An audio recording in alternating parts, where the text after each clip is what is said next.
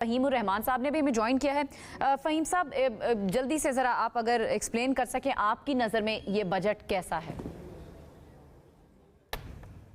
Ji, as of बिन चूँकि बड़े अरसे से गवर्नमेंट भी कह रही थी कि हम we are into IMF programme, तो समाओ देखा जाए तो उन्होंने अपनी तरफ से कोई नया टैक्स नहीं लगाया। एक मुतवाज़न बजट है जिसके बेसिक जो प्लस माइनस है मैं आपको ज़रूर कहूँगा। एक तो सैलरीड पर्सन को जो रिलीफ दिया है, इसमें उन्होंने आपका जो सरचार्ज सारा ख़त्म कर दिया और मुख्तलिफ स्लैब पे जो परसेंटेज वो कम की गई है, और जो रियल एस्टेट सेक्टर पे परचेज और सेल पे जो टैक्स कम किया है, विद होल्डिंग टैक्स, ये भी हमारी डिमांड थी ताकि हमारा आपको पता है रियल एस्टेट सेक्टर से कई सेक्टर वाबस्ता है, तो मैं समझता हूँ कंस्ट्रक्शन इंडस्ट्री और आपका रियल एस्टेट सेक्टर जो है इससे इम्प्रूव होगा।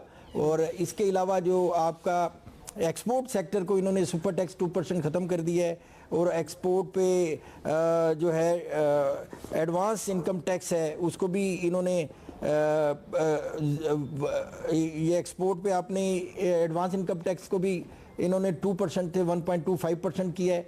लेकिन जो एक चीज़ मुझे बड़ी हैरत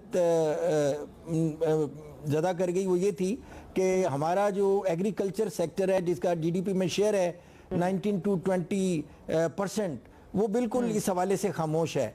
यानी इस एग्रीकल्चर में एग्रीकल्चर की इम्प्रूवमेंट के लिए उन्होंने कुछ नहीं रखा।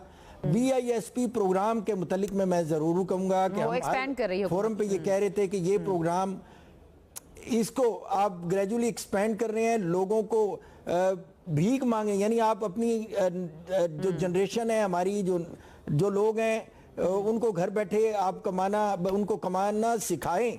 और ये जो इन्होंने जो रखे हैं, बिल्कुल सही, आपका पॉइंट आ गया। आप ये कह रहे हैं कि लोगों को रोजगार के मौके दें बजाय इसके लोगों को घर बैठे पैसे। ठीक है, वो भी हुकूमत का रिलीफ का एक तरीका है और हुकूमत